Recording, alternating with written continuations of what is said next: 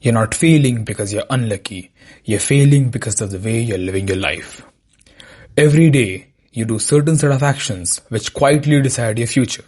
And those actions do not match to the goals you claim to have. Nothing is random here. Your grades, your physique, your habit, all of it are the results of the daily actions you take.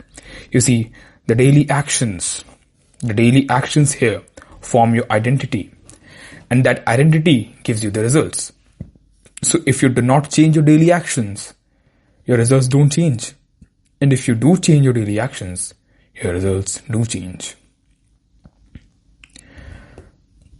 And here, when you talk about goals, your goals don't have to do anything with all these actions.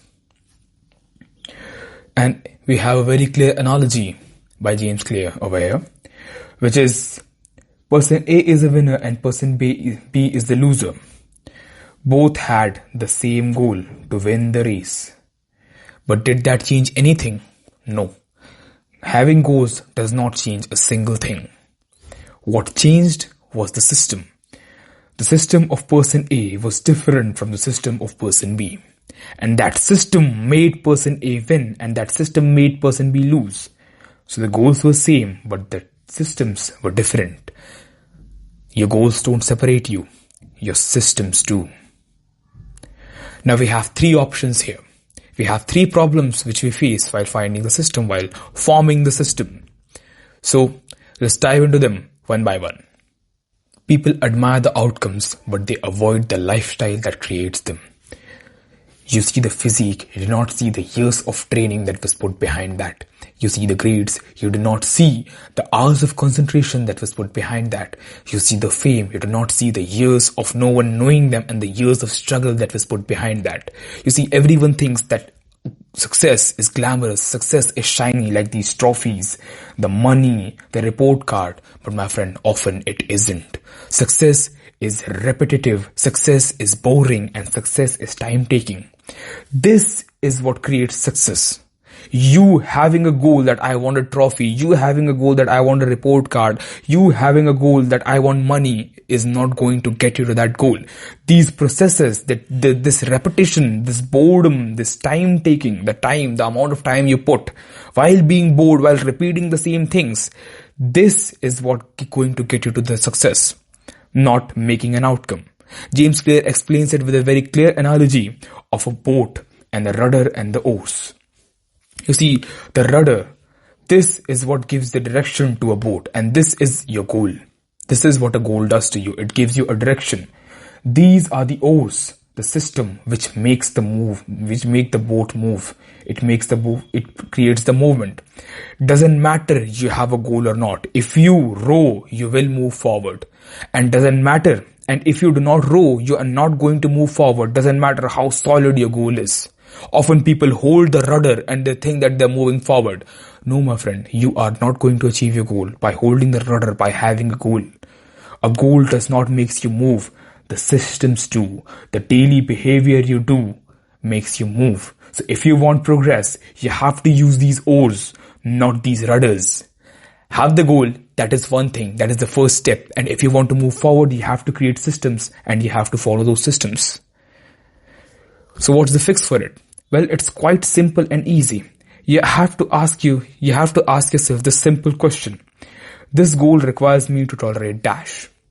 You have to identify what sacrifices you have to make. You have to identify what kind of a lifestyle you have to tolerate on a daily basis to achieve this goal.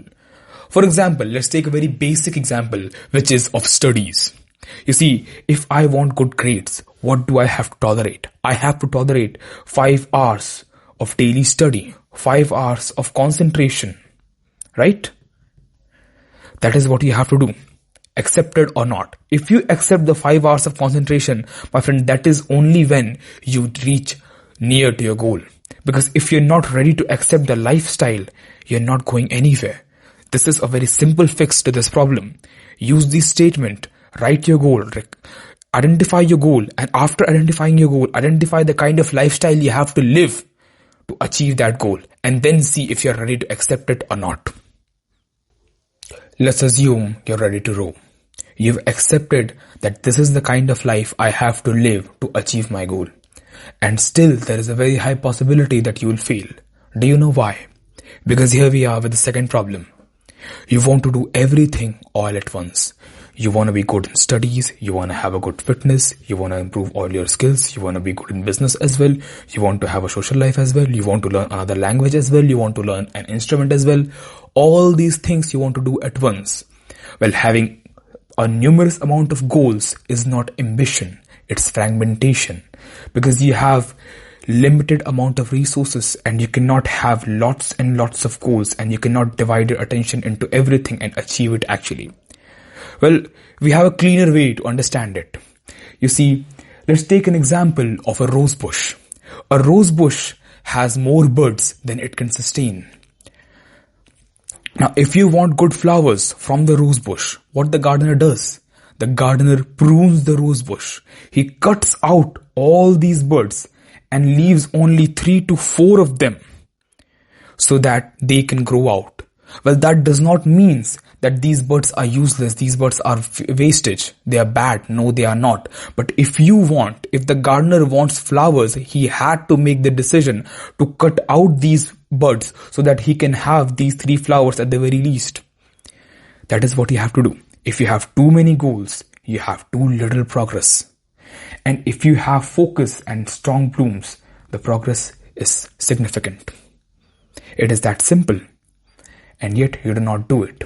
Why? Because you have 25 goals and you want to achieve all of them at once. You see? Now I have a very clear solution for you. Write down all these 25 goals of yours and then circle out 5 of them. 5 is the maximum limit that you have. Circle out 5 of them. These are your priority goals. Make another list listing out only these 5. And cut out everything else. This is how you prune your goal. This is how you prune the rose bush to have blooming flowers instead of something you cannot sustain. Instead of failing altogether, cut down those goals and have the 5 which are the most important to you in your priority list. Because if you do not do that, you're going to waste your time, you're going to waste your resources, and ultimately you're going to fail. Prune your rose bush. Prune your goals and have your priority list. My friend, now we're assuming we're at the third part. You have already decided what kind of lifestyle you have to live and you are good with that.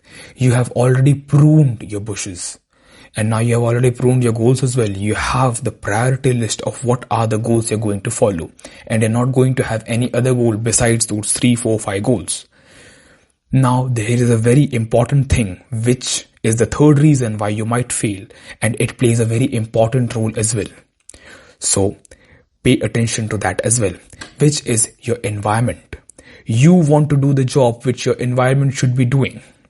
You see, you want to study while having your phone right beside you. You want to study while having all the notifications on. What do you think is going to happen? You're using your willpower to not pick up that phone.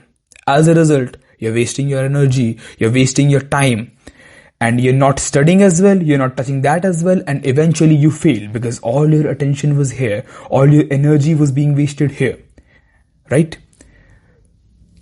You create the environment, a distraction-free environment, no phones, nothing, no screens, and you see, voila, lots and lots of effort was saved. Why? Because you designed your environment to not have distractions. Now we have a very simple and clear fix for that as well, which James Clear calls it the choice architecture, which is to design your environment to make the right thing make easy. You have to design your environment so doing the right things becomes easy for you. And after that, we do the habit stacking. You see, we have an existing habit of probably brushing the teeth and you add flossing to it. You brush the teeth and you floss your teeth. Probably having a coffee and then reading a book. You have coffee and right after that, you read book. Now, Having coffee is a daily habit you already have, and reading a book is a habit you've stacked upon it. So the choice of making a decision is already gone from there. You do not have to make a decision that should I be studying or not. You do not have to make it because you drank coffee. Yeah, after drinking coffee, I do study. I do read a book for 10-12 minutes. After brushing my teeth, I do floss my teeth. That is a habit, and this is what habit stacking means. It eliminates the decision-making thingy. And when you do not make decisions, you do not waste your power on making decisions, because making decisions is also a thing which takes your time, which takes your willpower, which takes your energy. Save that energy by stacking your habits on an existing one. Have a new habit on top of an existing habit. How can you do it?